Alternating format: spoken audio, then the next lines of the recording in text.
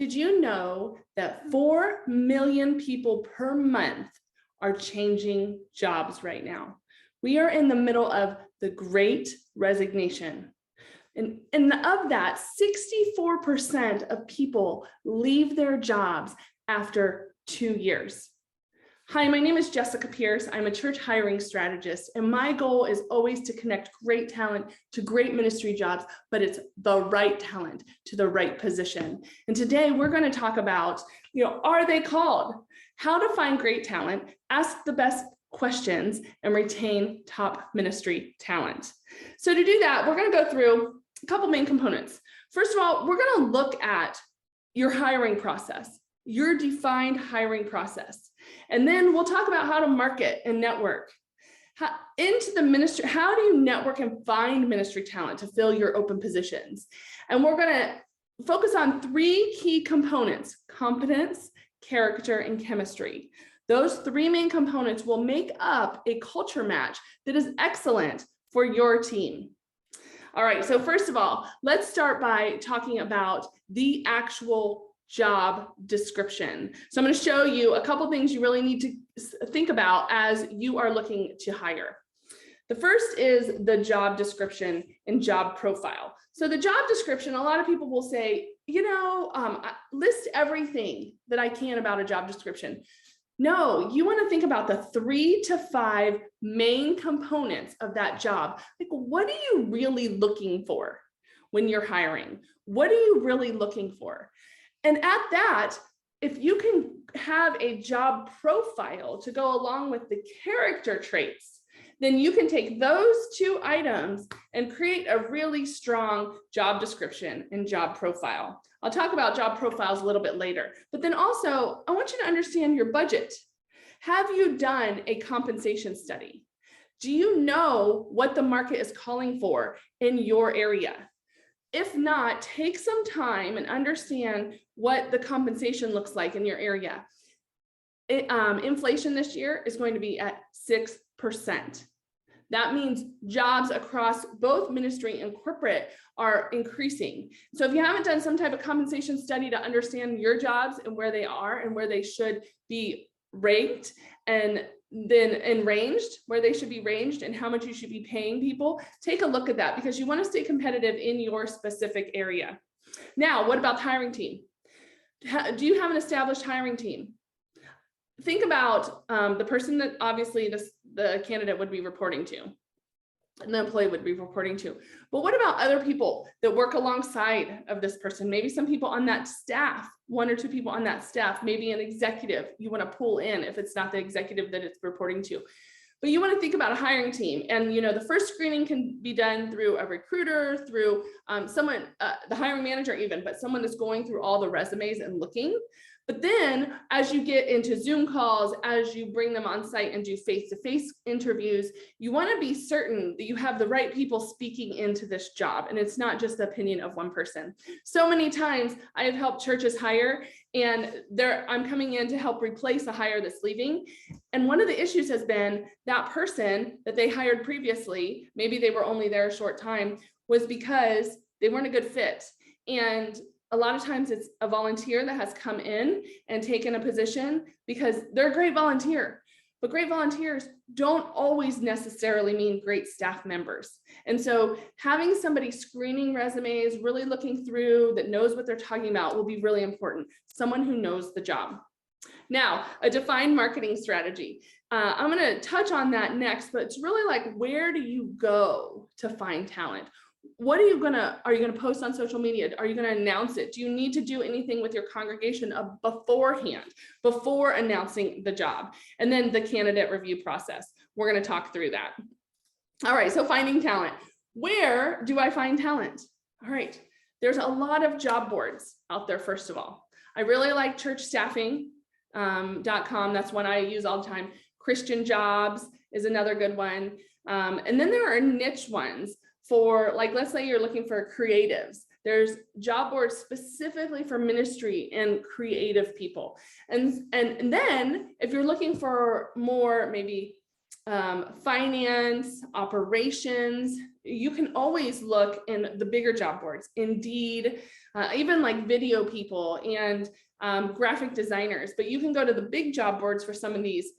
It's harder if you, for pastors, put those on Indeed, you don't typically get the right candidate pool, but it's worth a shot. It doesn't cost very much as long as you have somebody watching it and taking the candidates in. Now, something really interesting to think about is employee and referral bonuses. Think now, have you ever worked for somebody that has an employee bonus? And if you have, think about what that does. When you refer somebody to your organization, what we have found is that the retention for that candidate goes really high. The reason, one of the main reasons, is because that person doesn't want to disappoint the person that introduced them to the company, but also you're not going to introduce somebody who wouldn't be worth their time. And so referral bonuses are great, even for churches, because then you're spending a lot less time and money finding candidates if you're using the employee referral bonus. And this truly could be volunteers, somebody that has been developing someone for a long time, but getting them plugged in and doing an employee referral bonus. $500 is a great one. I remember back in the day when I used to work for an organization called Intel, that I was young, only 23 years old, and I was a single mom at the time, and had just graduated with my master's degree. And so I knew a lot of recent college graduates, and at the time Intel was looking for recent college graduates. So I would literally go out and recruit my friends, people that had just graduated, and I was bringing in a second income, but I knew these people. These were people I knew, I had relationships with, and I would never have referred somebody in that wasn't a high quality person. And so that was really a great revenue stream for me at a time when I needed it. But then a lot of wonderful people got jobs at Intel, and they didn't have to go and spend the average of, $10,000, $20,000 per person to get them hired. So I highly encourage employee referral bonuses and letting your staffs know that that's an option. Now, website, social media, oftentimes I'll see that churches aren't posting their jobs on a website. So on your website, there is a lot of times an option called About Us. Within that drop-down menu, add a page called Jobs or Careers. And within that page, then you can post on your website. There's some applicant tracking systems that are really inexpensive that you can also connect your website to. And that way, when someone applies, they go right into the applicant tracking system. And you can utilize that system to track candidates, to share candidates with other people, and then it's all in one place. And so you don't have to go buy a big, expensive, fancy applicant tracking system or ATS. It's pretty simple to utilize one that's cloud-based, and it can be like $100 a month, and it can track all of your jobs, and one person can kind of oversee that and connect with the employees that are on that hiring team. Now, something to think about are corporate transitions. Part of the Great Resignation that we're seeing over this last year that will continue into 2022 is what the economic developers are telling us. But people are looking for their sense of purpose. And this is a time for the church to be able to recruit and talk to people that have been in corporate America for a long time, but are now interested in really pursuing their faith in a way that they're working for the kingdom. Don't miss out on this opportunity to invest in some people that may not originally have a ministry background, but are ready to go into ministry. It's time to invest in some of those people, build out your pipelines, but you could even bring them in positions if they've been serving in a position, maybe in children's ministry, if they are an operations person and they can come in and take a finance position. Essentially, there's a lot of skills that transfer over into ministry for people that have a heart and a calling to be in ministry. And then you could always consider target search firms, staffing firms. That is an option for, a lot of times we'll see that for director level, executive level, and lead pastor positions. And there is a percentage. They're kind of expensive, typically starting about 20% of base salary, going up to about 40%, depending on which firm you use and what they provide to you. But it's always an option. There are some big ones that a lot of people will use, but definitely an option. And so talk to your team. If you're struggling to find talent, those staffing firms tend to have pretty deep databases of candidates available for you. All right, I want to show you this screen here. And this is another way that, that I want you to think about. 3 main components: competence, character, and chemistry. Those 3 components are what we need to look at when we're hiring candidates, because those 3 components will make up what we call the culture match.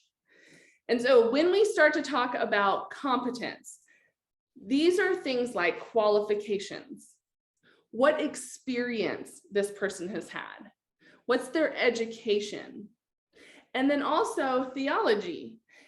What kind of education and training do they have to have in seminary? Do they need to have an undergraduate and a master's degree, maybe a master's of divinity?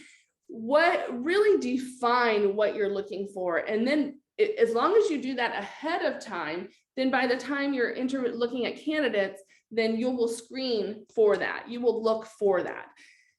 Experience should be listed on the job description. You should already have it listed. How much experience? If you are a church of 400 to 500, do you want a candidate that has worked at a church of that size?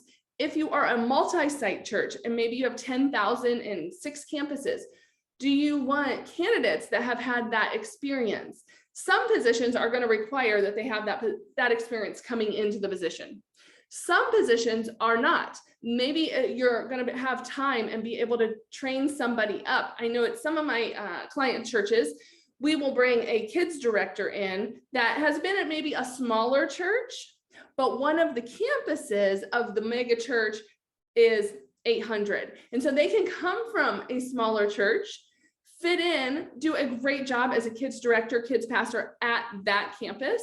And then they could be in a pipeline person where we're investing in them and teaching them and training them to grow with the church. And then eventually, maybe one day they become the kids pastor, because you always want to look internally first. Like, who is in your church, on your staff, that you can invest in right now for positions that may be coming in the future? Think about that and always be having a pipeline. If you're a multi-site church and you're going to be launching campuses in the future, who can you look at right now to start investing into as a campus pastor, or as a guest services director, or as a worship pastor at that campus? There's always ways to think about what's the future is coming, and how can I invest in those people? All right, so character match. With the character match, there's a couple of different ways that you can go about identifying a person's character. Behavior traits. And this will go back to that job profile I mentioned before, but putting people through some type of assessment will give you a good idea on what kind of behavior traits that you're looking for. And if you have done a job profile ahead of time, then you can match it to the candidate assessment and see if there's a match or if there's possible gaps. You always want to have some type of way to identify the behavior traits of the person you're looking for in the job, and then the type of behavior traits you're looking for in that candidate. Let me give you an example. Let's say you're looking for a student pastor. Typically, we're looking for student pastors that are engaging and outgoing, and their behavior traits are they'll talk to anyone. But if you are hiring a student pastor that's introverted and has a difficult time picking up the phone, but maybe they interview really well, you would have never known that. So you're going to look at the job profile for gaps. You're also going to take a look at social media. What social media is out there? I can't tell you the amount of times that we have not hired somebody because of their social media. So let me give you an example. You love a candidate. They have interviewed really well. They're going through the hiring team. Everybody loves this candidate. And your church is politically neutral. And so you're not necessarily speaking on behalf of politics in any way. You're just addressing, that we're going through the election, but you're let's say you're just pretty generic. When you go out to their social media and you see a whole bunch of political statements, you need to pause for a moment and think, is this the candidate that's going to fit well with the culture of our church? And if that answer is no, you have two options here. Going back to the candidate and talking to them about, here's kind of where we are when it comes to these type of issues. And you have a lot of social media out there that's kind of doesn't match what we're about. Can you tell me, is that important to you? Would you be able to not do that? What do you think about that? So you could talk to him about that. Or you can just decide, no, this is just part of who he is or who she is. And we have no right to kind of change that. And they're not the right candidate for us. And that's okay. It's okay to make that decision. Social media is public. So if you put their name in and search them up, whatever comes up is for you to see. So people don't always understand that part of it, but there's nothing wrong with checking out someone's social media, and you should do it and make sure that the things they're saying, what they're doing, do they talk about Jesus on their page? I mean, what are the things that are important to you as a church? If you do a lot of outreach, but they have said nothing about Jesus anywhere on their social media, something to think about. The other thing you need to do is references. And so what are the things that people are saying about your candidate? You want to be asking a lot of great questions about, what this person's like, what it's like to work with them. And you want to make sure that the things they have told you are the same as the things that they're saying. The things people are saying about them. So we need to make sure they match. Make sure that, if you're asking about how they worked as in partnership with another pastor, did they say the same thing that your reference is saying? Would the reference person you're talking to hire them again? That's a great question, by the way. I want to show you a profile and what it would look like. So we were hiring a student pastor. Student pastor, this is a DISC assessment. Now you can use DISC, you can use any assessment you want, but I encourage you to find some type of job profile, some type of assessment. And what an assessment does is it takes away your opinion. It gives you the best we have when it comes to data.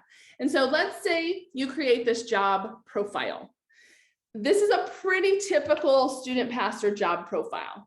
The yellow, the high I, you can see it on the right-hand side in the wheel. It's the outgoing person, people-oriented, optimistic, strong. They've got great communication skills. They like a lot of variety. Student pastors are usually, talking to a lot of people, parents, kids, students, volunteers. They have a lot going on. So they need these strong leadership skills. The red on that graph is what we say D. It stands for dominance and how high the dominance trait is. That's an important one because that's a person that can make decisions quickly and move things along. Now, the lower two, the green and the blue, you can see some of the words on the circle, but that's more about detailed, one-on-one. They like rules. They're not much of a risk taker. And so that is what you're looking at here. You are looking for somebody that is somewhat of a risk taker, that can move things quickly along. And so this might be your student pastor job profile. Now, some of the things that we're looking at for strengths for this person are self-starter, able to think quickly, moving things along in the workplace. They're able to express themselves. They have freedom from routine and control. And you can see on the right-hand side, the most effective environment for this profile, this person, is someone who likes a lot of people.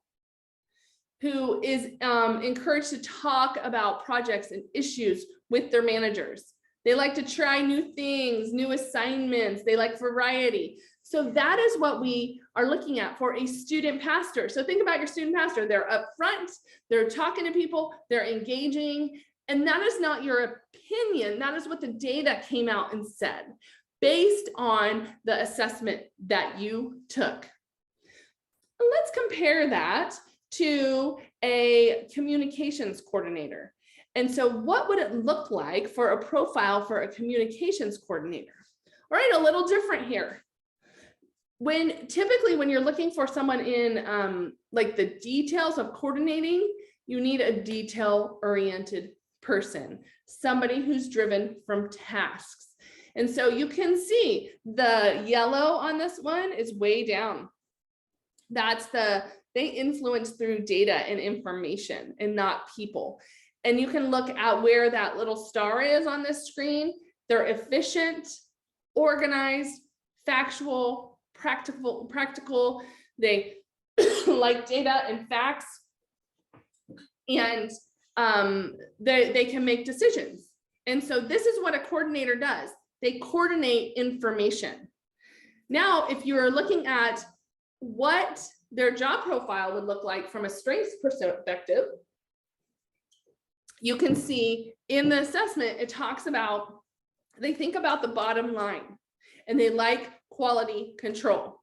The communications that are being sent out from your team to outside of the church, that is what this person is coordinating. And so they need to have these details down.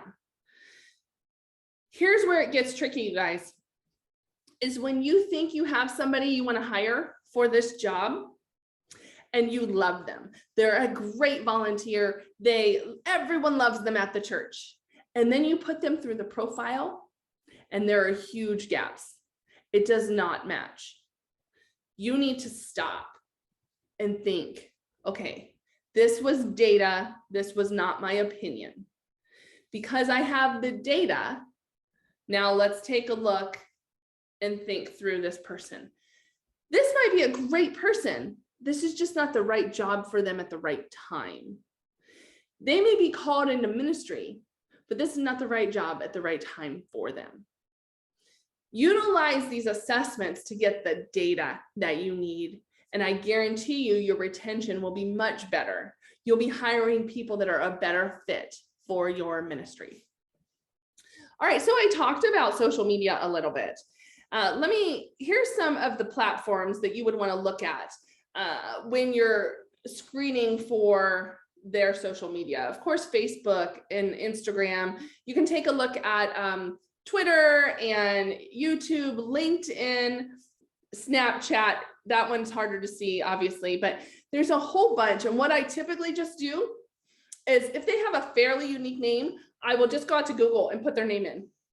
And you can also put social media and they will pop up often. Now, if their name is, John Smith or something very general, or, a lot of people have that name, then it'll be harder.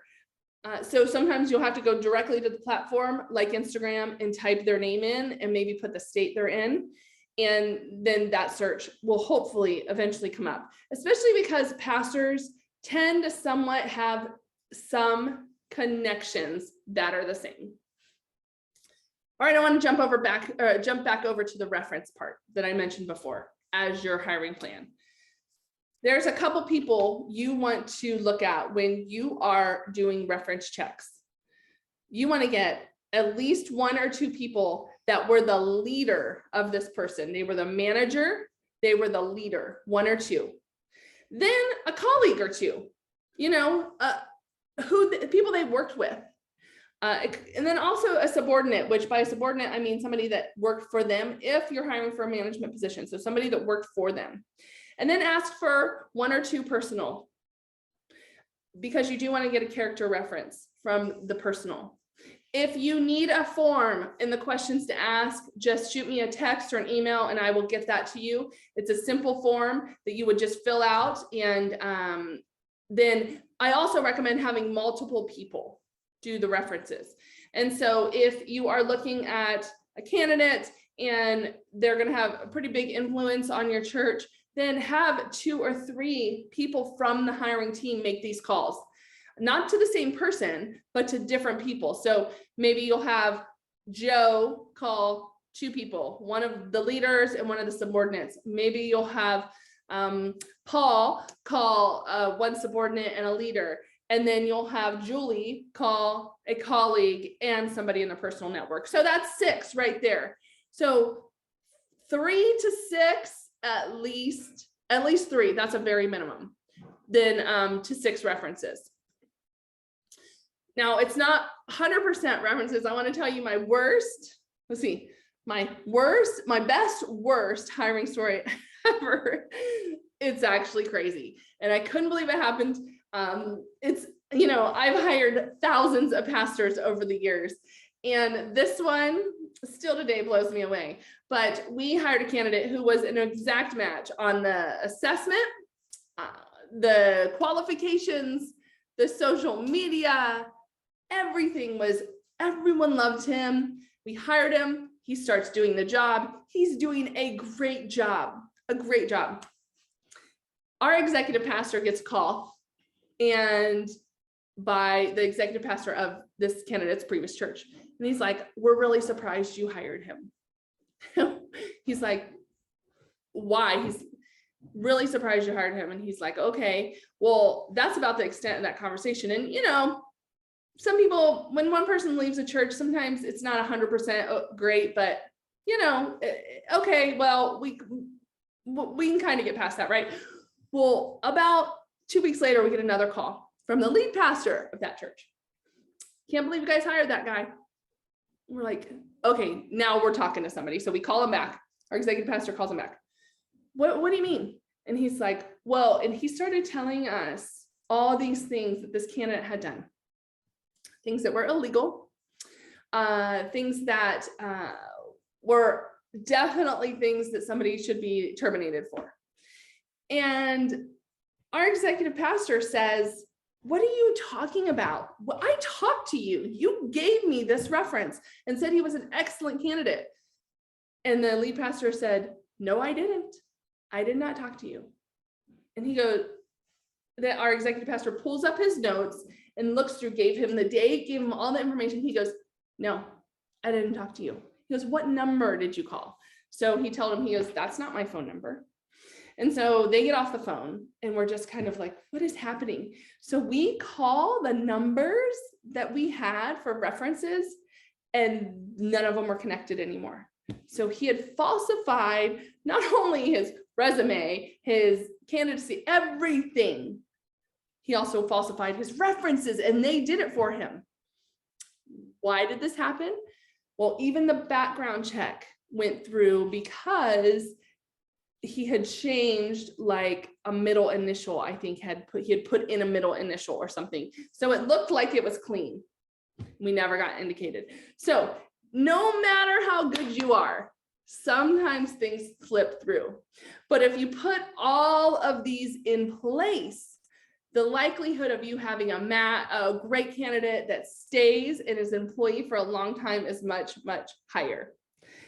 What is he doing today? I don't know. I follow him. I'm not going to disclose that. So I do still follow this guy on social media, but he did go into ministry right afterwards. And sure enough, we did make the call and let his church know that what had happened in our church. We don't always do that, but that was an extreme case. Okay, so those are some of the things you want to look at when you are looking at a candidate that is part of your hiring plan. Now I want to jump over and talk about the interviews. So you want to make sure they have the competence, right? Make sure that they have the skill sets, like all the things we just talked through. Make sure they have the character match and their behavioral traits that match. Now we're going to talk chemistry. The chemistry component, the third part, comes in the interview. It's really the only way to see if you have connection with this person. Thinking about how much, make sure on the hiring team, like I said before, or 1 or 2 people that are going to regularly work with this person. Because if they don't have a connection with them, and it's very difficult to even have a conversation, then it's going to be a difficult hire. and they're probably not going to stay very long. So there has to be some type of connection, and usually you know connection pretty quickly. So you need to get some face-to-face going. When you are interviewing, there's a couple things you want to do. You want to make sure you have interviews questions around their qualifications. Again, these questions are confirming what you already know about the candidate. So stuff from their resume, information from their resume, or from, even references, if you've done references ahead of time. But it's confirming the qualifications that they've given you. So you really want to make sure their experience is there. And that is true. Now, behavioral interviews are questions that ask things like, tell me about a time when. Tell me about a time when you had to have a difficult conversation with somebody. Tell me about a time when you had to run an event. Tell me what that event was and how you did it. Tell me about a time when you had to create a strong team to accomplish something in ministry. Tell me about a time when a volunteer was struggling and how you walked them through that. Those are examples of behavioral interview questions. Again, I have a 10-page, 70 questions, interview questions that you are welcome to. Just shoot me a text or email me and I will get that over to you. Then you also want to understand the gaps in the job profile. What do those gaps look like? And ask those. It's okay to say, we created a job profile ahead of time and we had you run an assessment and there are some gaps. And so let's talk about that. Now, you cannot use an assessment as the only component for hiring, but you can use it as a piece of the puzzle. And so you say, hey, we took this assessment, we took a job profile, there are some gaps. We're looking for somebody who is very outgoing. They have this really high, back to the student profile, this high yellow area. Yours is pretty low. So let's just talk about that. Tell us about, how you've engaged with people and because there's a lot of people interaction. How does that make you feel? How do you get over that? How do you rejuvenate yourself? And so it's okay to use that profile in that way. The other thing you want to think about is environment. So where is this person coming from? Are they local? If they're not local, will they fit culturally into your state, into your city? For example, right now I'm working with a church out in New England area. And we know somebody coming from Texas probably isn't going to be a good fit for the New England area.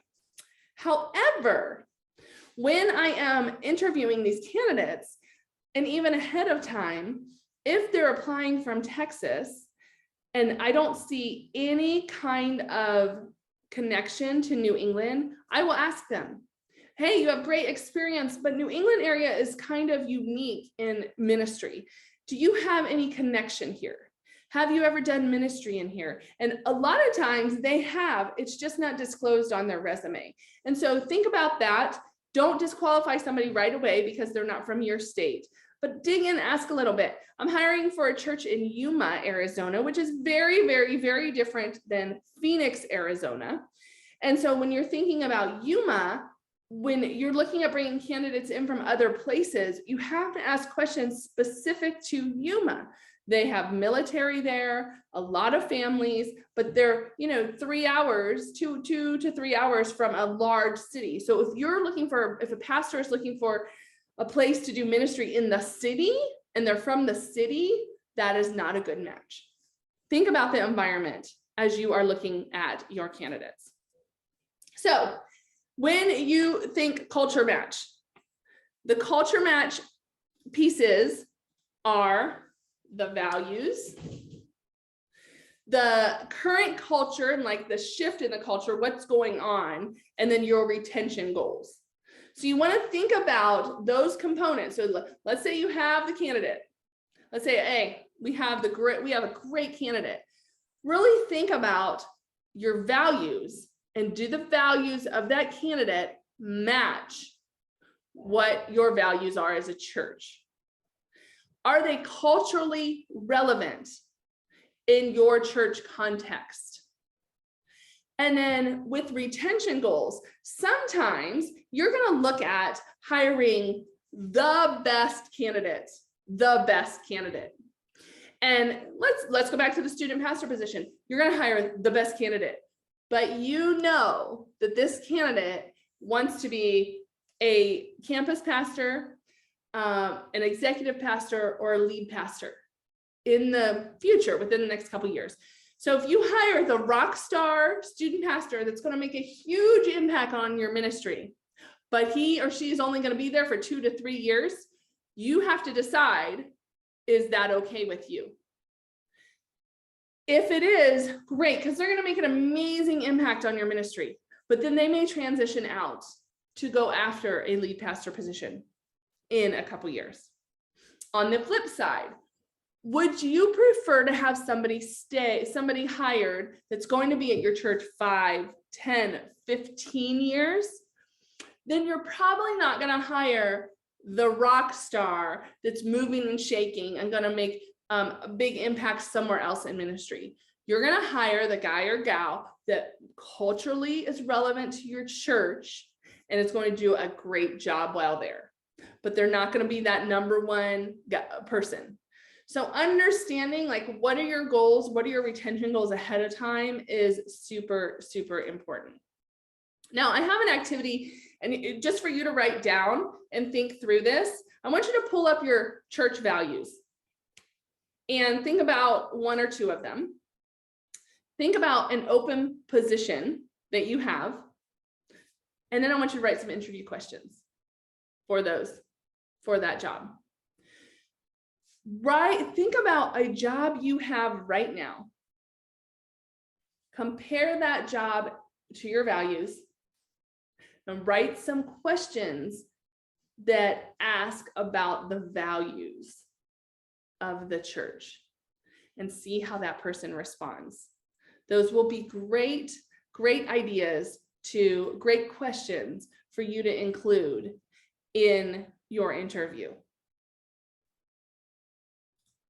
Now, one last area I wanted to talk about is the call to ministry.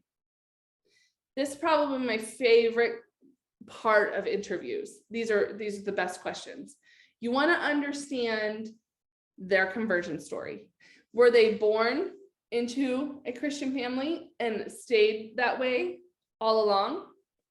Or did they have a true conversion story? And a lot of times, even PKs have a conversion story because they are finding their own faith. But do they have a conversion story, a compelling conversion story? Is there a before and an after? And what does that look like and how did their life change? And then theology. What is their connection to theology? Are they a match for where you guys are as a church? And that can start by just even looking at their degree, seeing some of the churches they've been through. Some of the hiring I'll do is for non-denominational or Baptist root churches. And I'll have candidates coming in that are Assemblies of God, that are United Methodist, different things. And I'll ask that. And a lot of times we'll decide right then and there it's not a good match after we talk through the basis of theology. But sometimes actually the church, that they're leaving a church because they don't align with the theology anymore. And so that's a really important question. I encourage you to actually have a theology interview, especially for anyone that's going to have people front-facing position. You know, they're going to be facing people in your congregation and they're going to be engaging with them, talking with them.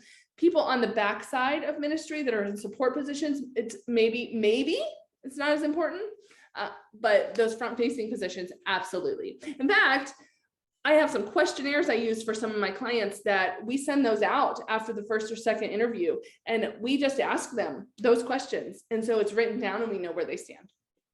Because again, it goes back to culture match. We want them to match our church.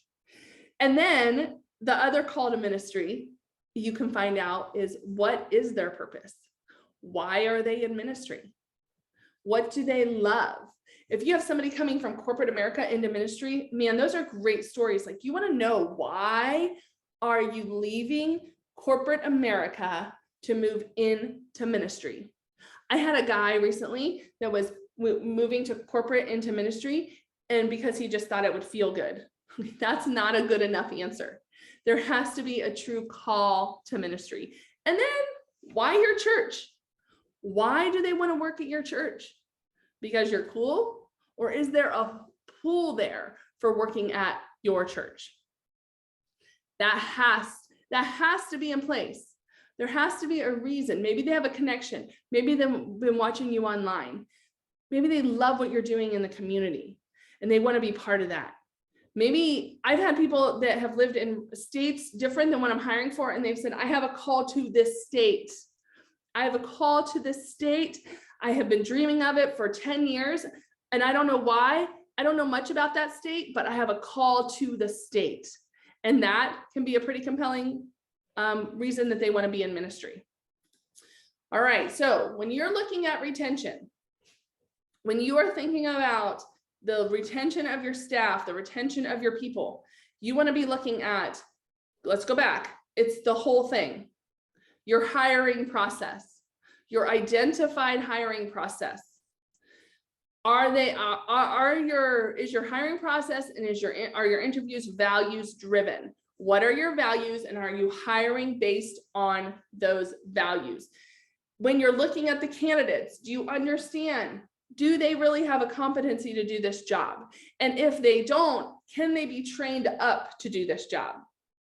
Is there a chemistry match? Just the feel good, yes, I would like working with this person. And do they match on the character side? Are their behavior traits the ones that you're looking for? And then do they have a calling into ministry? Now, as part of this class, this workshop, I would love to give you guys a couple free things. For the free reference form, the interview questions, one free job profile, one free candidate assessment. All you have to do is send me an email or a text, and I will get that to you in the next couple days. Thank you so much for being part of this workshop. Thank you for listening in, and feel free to send me any questions you have. Thanks.